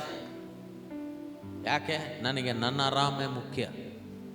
ನಾನು ಕಷ್ಟಪಡಲ್ಲ, ನಾನು ನಂದು ಬಿಟ್ಟು ಕೊಡಲ್ಲ. ಇವತ್ತಂಥ ಕ್ರೈಸ್ತವರು ನಾವಿದ್ದೀವಾ? ಏನಿದೆ ನಮಗೆ ಹೆಮ್ಮೆ ಪಡಲು? ಏನೂ ಇಲ್ಲ. ಎಲ್ಲ ಇರೋದು ನಾವು ಇರುವುದು ಆತನ ಕೃಪೆಯಿಂದಲೇ. ಅನಾಥರಾಗಿದ್ದ ನಮ್ಮನ್ನು ಪಾಪ ಕ್ಷಮಾಪಣೆ ಕೊಟ್ಟು ದೇವ ಮಕ್ಕಳಾಗಿ ನಮ್ಮನ್ನು ಸ್ವೀಕರಿಸಿ ಬಾಧ್ಯರನ್ನಾಗಿ ಮಾಡಿ ತನ್ನ ರಾಯಭಾರಿಗಳಾಗಿ ಮಾಡಿ ನಮ್ಮನ್ನು ಅರಸರಾಗಿ ಕೂತಿಸಿರುವ ಈ ಮಹಾದೇವರು ಆ ಕರೆಯನ್ನು ಕೂಡ ಕೊಟ್ಟಿದ್ದಾನೆ ಪ್ರಿಯರೇ. ಎಸ್ತರ್ ಏನು ನೋಡಿದ್ಲು? ಕಷ್ಟವನ್ನು ನೋಡಿದ್ಲು. ಎಸ್ತರ್ ಏನು ನೋಡಿದ್ಲು? ಸುಖವನ್ನು ನೋಡಿದ್ಲು. ಬಟ್ ಆ ಕಷ್ಟದ ಮೇಲೆ ಒಬ್ಬ ದೇವರಿದ್ದಾರೆ ನಿನ್ನನ್ನು ಕಾಪಾಡುವನು. ಆ ಸುಖದ ಮೇಲೆ ಒಂದು ಕರೆ ಇದೆ, ಅದನ್ನು ಆಮೇಲೆ ನೋಡಿದ್ಲು. ಎಲ್ಲಿಯವರೆಗೆ ಅವಳು ಬಂದಳೆಂದರೆ, ನಾನು ಸತ್ತರೆ ಸಾಯ್ತೇನೆ, ಆ ದೇವ ಉದ್ದೇಶಕ್ಕಾಗಿ ನಾನು ಹೇಳ್ತೇನೆ ಅಂದ. ಯಾರೋ ನನ್ನ ಕೇಳಿದ್ರು, ಶ್ರೀನಿ ನೀನು ಯಾವುದಕ್ಕಾಗಿ ಬದುಕುತ್ತಿ ಅಂತ ನಿನಗೆ ತಿಳುವಳಿಕೆ ಇದ್ದರೆ ಅದು ಅಯ್ಯೋ ಜೀವನ. ನೀನು ಯಾವುದಕ್ಕಾಗಿ ಸಾಯ್ಲಿಕ್ಕೆ ಸಿದ್ಧವಾಗಿದ್ದೀ ಅಂತ ಕೇಳಿದ್ದರು. The question is not what you are willing to live for, what are you willing to die for. ಇವತ್ತು ದೇವರು ಅಂತಹ ಜನರನ್ನು ಹುಡುಕ್ತಾ ಇದ್ದಾರೆ ಪ್ರಿಯರೇ. ಎಲ್ಲೋ ಒಬ್ಬನಿರ್ಬೋದೇನೋ, ಸಾವಿರಾರು ಲಕ್ಷಗಟ್ಟಲೆ ಕೋಟಿಗಟ್ಟಲೆ ಜನ ಸಾಯ್ತಾ ಇದ್ದಾರೆ. ಅವತ್ತು ಎಸ್ತರ್ ಟೈಮಲ್ಲಿದ್ದಾಗೆ ಮಾರ್ಡಿಕೆ ಬಂದ, ಎಸ್ತರೇಳೆ ನೀನು ಮಾಡ್ಬೋದು ಎಸ್ತರೇಳೆ. ಇವತ್ತು ಅದೇ ಸ್ವರ, ದೇವರ ಸ್ವರ, ವೆಂಕಟೇಶ್ ನೀನು ಮಾಡಬಹುದು. ಮಗ ನೀನು ಮಾಡಬಹುದು, ಯವನಸ್ಥರೇ ನೀವು ಮಾಡಬಹುದು. ಸುಖದಲ್ಲಿ ಕಳೆದು ಕೆಲವರು ಬಿಟ್ಟು ಕೊಡದೆ ಕೂತಿದ್ದಾರೆ, ಇನ್ನು ಕೆಲವರು ಕಷ್ಟವನ್ನು ನೋಡಿ ಹಂಜಿ ಹಿಂದೆ ಹೆಜ್ಜೆ ತೆಗೆದುಕೊಂಡಿದ್ದಾರೆ. ಜನರು ನಾಶವಾಗ್ತಾ ಇದ್ದಾರೆ ಪ್ರಿಯರೇ. ಆದರೆ ಇವತ್ತು ನಾವು ಎದ್ದೇಳಬೇಕು. ನಾನು ಸತ್ರು ಸಾಯ್ತೇನೆ, ಏನೇ ಅನಾನುಕೂಲತೆ ಬರಲಿ, ಯೇಸುಗಾಗಿ ಸೇವೆಗಾಗಿ ನಾನು ಸಿದ್ಧವಾಗಿದ್ದೇನೆ. ಯಾರೋ ಕರೆಯಬೇಕು, ಕರೆದ್ರೆ ಬರ್ತೇನೆ ಅನ್ನೋದು ಬಹಳ ಆವರೇಜ್, ಜಸ್ಟ್ ಪಾಸ್. ಯಾರೋ ಕರೆಯಲಿ ಕರೆಯದೇ ಇರಲಿ, ಮೆಚ್ಚಿಸಲಿ ಮೆಚ್ಚಿಸದೇ ಇರಲಿ, ಬೈಲಿ ಏನಾದರೂ ದೂಷಿಸಲಿ, ನಾನು ಜನರನ್ನು ನೋಡಿ ಬರಲಿಲ್ಲ, ಜನರನ್ನು ನೋಡಿ ನಾನು ಹಿಂದೆ ಹೆಜ್ಜೆ ತಗೊಳ್ಳಲ್ಲ. ಅಂಥ ಜನರು ಇವತ್ತು ನಮಗೆ ಸಭೆಯಲ್ಲಿ ಸೇವೆಯಲ್ಲಿ ಬೇಕು ಪ್ರಿಯರೇ. ಯವನಸ್ಥಳಾದ ಮರಿಯ,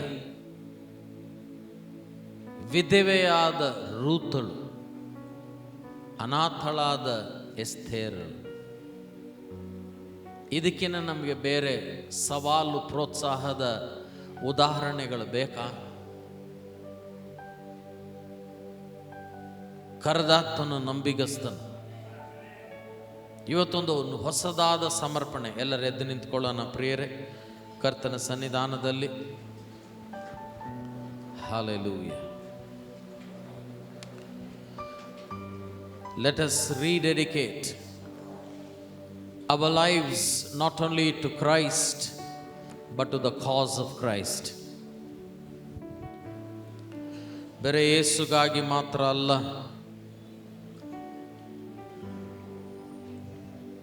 ಯೇಸುವಿನ ಕರೆಗಾಗಿ.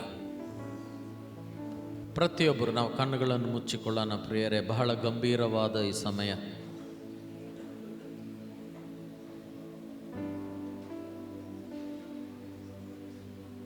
ನೀನು ಆ ಯವನಸ್ಥಳಾದ ಮರಿಯಳಂತೆ ಇರಬಹುದು, ಅಥವಾ ರೂತಳಂತೆ ಒಂದು ವಿಧವೆ ತಿರಸ್ಕಾರವನ್ನು ಹೊಂದಿರುವಳಾಗಿರಬಹುದು. ಆದರೆ ನಿನ್ನ ಗಂಡನು ಯೆಹೋವನು.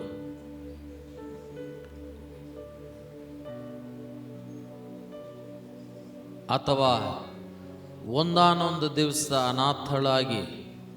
ಅನಾಥನಾಗಿ ಇವತ್ತು ದೇವರ ಆಶೀರ್ವಾದವನ್ನು ಅನುಭವಿಸುತ್ತಾ ಮಹಾರಾಣಿಯಾಗಿರಬಹುದು.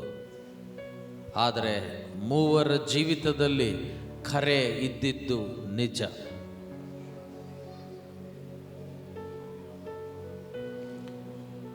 ಎಂದಿಗೂ ಮಾಡದಂಥ ಒಂದು ಸಮರ್ಪಣೆ, ಇಂದುವರೆಗೆ ಮಾಡದಂಥ ಒಂದು ಸಮರ್ಪಣೆಯನ್ನು ಮಾಡ್ರಿ ಪ್ರಿಯರೇ. ನಾನು ಮಾತ್ರ ಅಲ್ಲ, ನನಗೆ ಸಂಬಂಧಪಟ್ಟಿದ್ದ ಎಲ್ಲವೂ ಯೇಸುಗಾಗಿ ಸೇವೆಗಾಗಿ. ಅಂಥ ಜನರ ಎರಡು ಕೈಗಳನ್ನೆತ್ತಿ ನಿಮಗಾಗಿ ಪ್ರಾರ್ಥಿಸುತ್ತೇನೆ ಪ್ರಿಯರೇ. ದೇವರು ಕರೆದಿದ್ದಾನೆ. There is a call of God upon your life. ಹಸ್ತ ಎತ್ತಿರಿ. ಹಸ್ತವನ್ನು ಎತ್ತುವುದು ನಮ್ಮ ಒಂದು ಸಮರ್ಪಣೆಗೆ ಸೂಚನೆ. ಹಸ್ತವನ್ನು ಎತ್ತಿ ಪ್ರಾರ್ಥನೆ ಮಾಡ್ರಿ. ನಿಮ್ಮ ಬಾಯಿಂದ ನೀವು ಹೇಳ್ರಿ ಯೇಸುವಿಗೆ, ನಿಮಗಾಗಿ ಪ್ರಾಣ ಕೊಟ್ಟಿದ್ದು ಯೇಸು, ನಿಮ್ಮನ್ನು ರಕ್ಷಿಸಿದ್ದು ಯೇಸು, ನಿಮ್ಮೊಳಗೆ ಇರುವುದು ಯೇಸು. ಹೇಳ್ರಿ, you tell God what is your commitment. ನೀವು ಹೇಳ್ರಿ ಬಾಯಿ ತೆಗೆದು. ಪ್ರತಿಯೊಬ್ಬರು, ಯವನಸ್ಥರಾಗಲಿ, ಸ್ತ್ರೀಯರಾಗಲಿ, ಪುರುಷರಾಗಲಿ, ಬಾಯಿ ತೆಗೆದು ಹೇಳ್ರಿ. ನೀವು ಬಾಯಿ ತೆಗೆದು ಮಾತನಾಡಿ. What is your commitment to the cause, to the call? ರೊಕೋಲಬ ಶಂದಿಯನ ರಖಾಲ ಬಾಬಾ ಬಾಬಾ ಬಾಬಾ ಓ ರಖಾಲಬ ಶಬಲ ಬಲ ಬಲ ಬರ ಬರ ಖಾಲಬ ಸಬ. ಓ ಹಾಲೆಲೂಯ. ದೇವರ ಪ್ರಸನ್ನತೆಯಲ್ಲಿದೆ ಪ್ರಿಯರೇ, ದೇವರ ಮಹಾಪ್ರಸನ್ನತೆಯಲ್ಲಿದೆ. ಇಲ್ಲಿಂದ ಒಂದು ಸೈನ್ಯ ಎಬ್ಬಿಸಲ್ಪಡಲಿ. ಯವನಸಲಾದ ಮರಿಯಳು ಆಮೇನ್ ಹೇಳಿದ ರೀತಿಯಲ್ಲಿ, ರೂತಳು ನಿನ್ನ ದೇವರು ನನ್ನ ದೇವರು, ನಿನ್ನ ಜನ ನನ್ನ ಜನ, ನಿನ್ನ ದರ್ಶನ ನನ್ನ ದರ್ಶನ ಅಂತ ಹೇಳುವವರು ಎಬ್ಬಿಸಲ್ಪಡಲಿ. ಎಸ್ತೇರಳು ಕೊನೆಯಲ್ಲಿ ಹೇಳಿದಂತೆ, ನಾನು ಸತ್ರು ಸಾಯ್ತೇನೆ, ಯೇಸುಗಾಗಿ ಜೀವಿಸ್ತೇನೆ, ಸೇವೆಗಾಗಿ ಜೀವಿಸುತ್ತೇನೆ.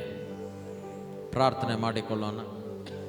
ನಮ್ಮನ್ನು ಬಹಳವಾಗಿ ಪ್ರೀತಿ ಮಾಡುವ ನಮ್ಮ ತಂದೆಯಾದ ದೇವರೇ, ಇಲ್ಲಿ ಸೇರಿ ಬಂದ ಪ್ರತಿಯೊಬ್ಬರ ಮೇಲೆ ನಿನ್ನ ಹಸ್ತ ಬರಲಿ. ಅನೇಕ ಸಲ ಸ್ವಾಮಿ ನಾವು ನಮ್ಮ ಬಗ್ಗೆನೇ ಯೋಚನೆ ಮಾಡ್ತೇವೆ, ಇತರರ ಬಗ್ಗೆ, ಯೇಸುವಿನ ಬಗ್ಗೆ ನಾವು ಯೋಚಿಸಲ್ಲ. ಆದರೆ ಇವತ್ತು ಮರಿಯಳ ಆಮೇನ್ ಹೇಳಿದ ರೀತಿಯಲ್ಲಿ, ರೂತಲು ಹೇಳಿದ ರೀತಿಯಲ್ಲಿ, ಕೊನೆಯಲ್ಲಿ ಎಸ್ತರ್ ಹೇಳಿದ ರೀತಿಯಲ್ಲಿ ಸಾಯಲಿಕ್ಕೂ ಸಿದ್ಧವಾಗಿದ್ದೇವೆ. ನಿನ್ನ ಸೇವೆಯನ್ನು ನಾವು ಬಿಡಲ್ಲ ಸ್ವಾಮಿ. ಎಲ್ಲರ ಮೇಲೆ ನಿನ್ನ ಹಸ್ತ ಬರಲಿ. ಎಲ್ಲ ಮಿತಿಗಳು, ಮಾಂಸದ ಮಿತಿ, ಮಾನಸಿಕ ಮಿತಿ, ಸೈತಾನನ ಮಿತಿ ಯೇಸು ನಾಮದಲ್ಲಿ ಮುರಿಯಲ್ಪಡಲಿ. ಅಪ್ಪ, ಮುಟ್ಟಿ ಆಶೀರ್ವದಿಸು. ಈ ಸಭೆಯಿಂದ ಮಹತ್ ಸೈನ್ಯವನ್ನು ಎಬ್ಬಿಸು. ದೇವರಿಗೆ ಯೋಗ್ಯರಾಗಿ, ಕರೆಗೆ ಯೋಗ್ಯರಾಗಿ ನಡೆಯಲಿಕ್ಕೆ ಕೃಪೆಯನ್ನು ಅನುಗ್ರಹಿಸು. ಮುಟ್ಟಿ ಆಶೀರ್ವದಿಸು. ಕುಟುಂಬಗಳನ್ನು ಆಶೀರ್ವದಿಸು. ಸಭೆಯನ್ನು ಆಶೀರ್ವದಿಸು. ನಿನಗೆ ಸಮರ್ಪಿಸುತ್ತೇವೆ. ಯೇಸುವಿನ ನಾಮದಲ್ಲಿ ಪ್ರಾರ್ಥಿಸಿದ್ದೇವೆ ನಮ್ಮ ತಂದೆಯಾದ ದೇವರೇ. ಎಲ್ಲರೂ ಜೋರಾಗಿ ಇನ್ನೊಂದು ಆಮೇನ್.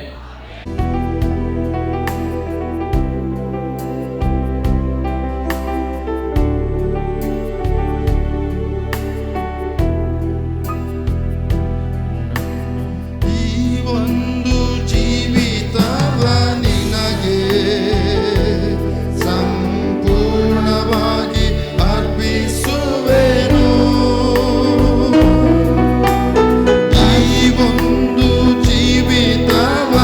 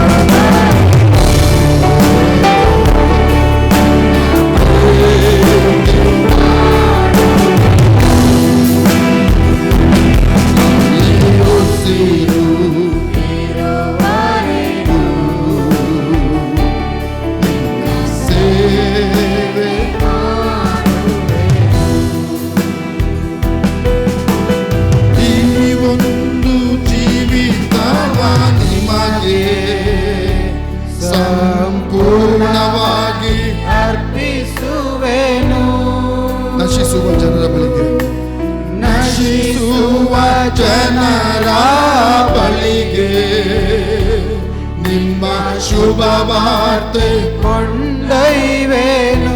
ಪೂರ್ಣ ಹೃದಯದಿಂದ ಜೀವಿತವ ಈ ಒಂದು ಜೀವಿತವಾಗಿ ಯೇಸುವಿಗೆ ಸಂಪೂರ್ಣವಾಗಿ ಅರ್ಪಿಸುವೆನು.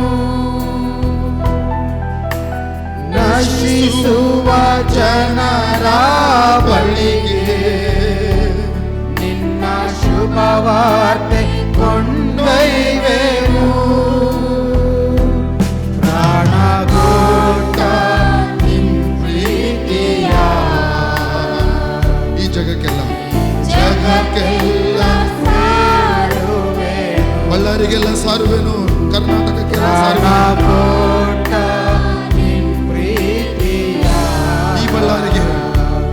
ಈ ಬಳ್ಳಾರಿಗೆ ಸಾರುವೆನು, ಪ್ರೀತಿ ಮಾಡುವೆ. ಸೇವೆ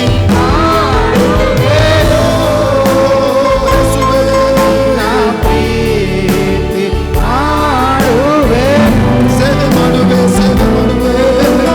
ಸೇವೆ ಮಾಡುವೆನು. ನಿನ್ನ ಸೇವೆ ನಶಿಸುವ ಜನರನ್ನು ಪರಲೋಕಕ್ಕೆ ಸೇರಿಸುತ್ತಾನೆ. ಸೇವೆ ಮಾಡುವೆನು, ನಿನ್ನ ಸೇವೆ ಮಾಡುವೆನು, ಸೇವೆ ಮಾಡುವೆನು. ಸುವಾರ್ತೆಯ ಸೇವೆ ಮಾಡುವೆನು, ನಿಮ್ಮ ನಿನ್ನ ಸೇವೆ ಚಿತ್ತವನ್ನು ಮಾಡುವೆನು. ಮಾಡುವೆನು.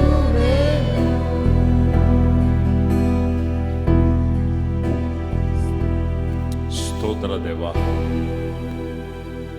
ಸ್ತೋತ್ರ ಕರ್ತನೆ. ನಿನ್ನ ಮುಂದೆ ನಾವು ಬಾಗ್ತೇವೆ ಸ್ವಾಮಿ. ಕರ್ತನೆ, ನೀನು ನಮ್ಮನ್ನು ರಕ್ಷಿಸಿದ್ದಿ, ನಮಗೆ ಜವಾಬ್ದಾರಿಯನ್ನು ನೀನು ಕೊಟ್ಟಿದ್ದಿ, ನಮ್ಮ ಜೀವಿತದಲ್ಲಿ ಉದ್ದೇಶವನ್ನು ಇಟ್ಟಿದ್ದಿ, ಕರೆಯನ್ನು ಇಟ್ಟಿದ್ದಿ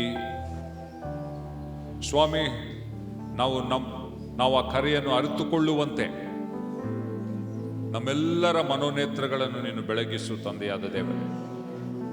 ಸ್ವಾಮಿ, ನಾವು ಯಾರು, ನಾವಿಲ್ಲಿ ಯಾಕಿದ್ದೇವೆ, ಯಾತಕ್ಕಾಗಿ ನೀನು ನಮ್ಮನ್ನು ರಕ್ಷಿಸಿದ್ದಿ, ನಾವು ಸಭೆಯಾಗಿ ಯಾಕಿದ್ದೇವೆ, ನೀನು ಸಭೆಯನ್ನು ಭೂಲೋಕದಲ್ಲಿ ಯಾತಕ್ಕಿಟ್ಟಿದ್ದಿ ಎಂಬುದಾಗಿ ಪ್ರತಿಯೊಬ್ಬರಿಗೆ ಸ್ವಾಮಿ ಆ ಅರಿವು ನಮಗೆ ಉಂಟಾಗುವಂತೆ ಪವಿತ್ರಾತ್ಮನಾದ ದೇವರು ನಿನ್ನ ಉದ್ದೇಶ ನಾವು ಅರ್ಥಕೊಳ್ಳುವಂತೆ, ಸಮಾಜ ಹೇಳುವಂಥದ್ದಲ್ಲ, ಬೇರೆ ಕ್ರೈಸ್ತವರು ಹೇಳುವಂಥದ್ದಲ್ಲ, ಬೇರೆ ವಿಶ್ವಾಸಿಗಳಿಂದ ನಾವು ಕಲ್ತುಕೊಳ್ಳುವುದಲ್ಲ, ಆದರೆ ನೀನು ನಿನ್ನ ವಾಕ್ಯದಲ್ಲಿ ಏನು ಹೇಳಿದ್ಯೋ ಕರ್ತನೆ, ಅದನ್ನು ನಾವು ಗ್ರಹಿಸಿಕೊಂಡು ಕರ್ತನೆ, ಯಾವ ರೀತಿಯಲ್ಲಿ ಮರಿಯಳು ಆ ನಿನ್ನ ಉದ್ದೇಶಕ್ಕೆ ಅದಕ್ಕೆ ಸಲ್ಲಿಸಬೇಕಾದಂಥ ಬೆಲೆಯನ್ನು ಅರಿತುಕೊಂಡು ಅದಕ್ಕೆ ಒಪ್ಪಿಕೊಂಡಳು. ಆ ಜೀವನ ಶೈಲಿಯು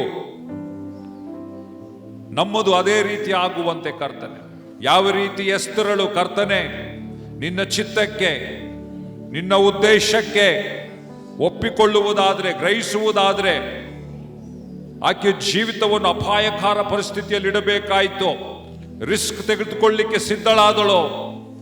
ಅದೇ ರೀತಿಯಲ್ಲಿ ಕರ್ತನೆ ನಾವು ನಮ್ಮ ಸ್ವಾರ್ಥವನ್ನು ತ್ಯಜಿಸಿ ಕರ್ತನೆ ನಮಗಾಗಿ ಶಿಲ್ಬೆ ಮೇಲೆ ಪ್ರಾಣ ಕೊಟ್ಟು ರಕ್ತ ಸುರಿಸಿದಂತ ಯೇಸು ಸ್ವಾಮಿಗಾಗಿ, ಆತನ ಉದ್ದೇಶಕ್ಕಾಗಿ, ಆತನ ಹೃದಯ ಬಡಿತಕ್ಕಾಗಿ ನಾವು ತೆಗೆದುಕೊಳ್ಳಬೇಕಾದಂಥ ರಿಸ್ಕ್ಗಳನ್ನು ತೆಗೆದುಕೊಳ್ಳುವಂಥ ವ್ಯಕ್ತಿಗಳಾಗಿ ನಮ್ಮ ಸಭೆಯನ್ನು ಮುಚ್ಚು ತಂದೆಯಾದ ದೇವರೇ. ಎಸ್ತರಳು ಅರಮನೆಯಲ್ಲಿ ಇದ್ದಂತೆ ನಾವು ಆರಾಮಾಗಿ ಇರದಂತೆ,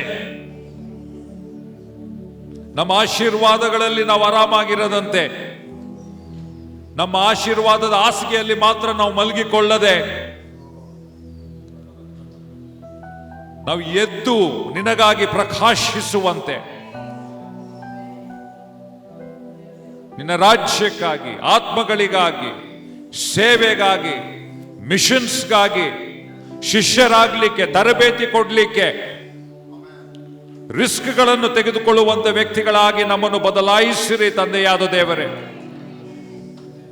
ನಿನ್ನ ಹೌದು ಯಾವ ರೀತಿಯಲ್ಲಿ ಯೇಸು ಸ್ವಾಮಿ ಗೆತ್ಸೆಮನೆ ತೋಟದಲ್ಲಿ ನನ್ನ ಚಿತ್ತವಲ್ಲ ತಂದೆಯೇ ನಿನ್ನ ಚಿತ್ತ ಎಂಬುದಾಗಿ ಹೇಳಿದ ಅನೇಕ ಸರಿ ನಾವು ನಮ್ಮ ಚಿತ್ತವನ್ನು ಹಿಡಿದುಕೊಂಡಿದ್ದೇವೆ ಕರ್ತನೆ. ನಮ್ಮ ಚಿತ್ತಕ್ಕೆ ನಾವಿಲ್ಲ ಅಂತ ಹೇಳಿ ನಿನ್ನ ಚಿತ್ತಕ್ಕೆ ಹೌದು ಹೇಳುವಂತ ವ್ಯಕ್ತಿಗಳಾಗಿ ನಮ್ಮನ್ನು ಮಾರ್ಪಡಿಸುದೇವ. ಮುಟ್ಟು ಕರ್ತನೆ, ನಾವು ಸಂದೇಶ ಕೇಳಿ ಒಳ್ಳೆ ಸಂದೇಶ ಅಂತ ಹೇಳದಂತೆ ನಮ್ಮ ಹೃದಯಗಳು ಒಡೆಯಲ್ಪಡಲಿ. ನಿನ್ನ ವಾಕ್ಯವನ್ನು ಕೇಳಿದಾಗ ಅದಕ್ಕೆ ನಾವು ಒಳಗಾಗಿ ಏನೇನು ಬದಲಾವಣೆಗಳು ನಮ್ಮ ಆಲೋಚನೆಯಲ್ಲಿ ನಮ್ಮ ವರ್ತನೆಯಲ್ಲಿ ಬರಬೇಕು ಬರಲಿ ತಂದೆಯಾದ ದೇವರೇ. ಮುಟ್ಟಿ ನಡೆಸಿರಿ ಸ್ವಾಮಿ, ಯೇಸು ನಾಮದಲ್ಲಿ ನಾವು ಬೇಡಿ ಹೊಂದಿದ್ದೇವೆ ತಂದೆಯಾದ ದೇವರೇ. Amen, amen.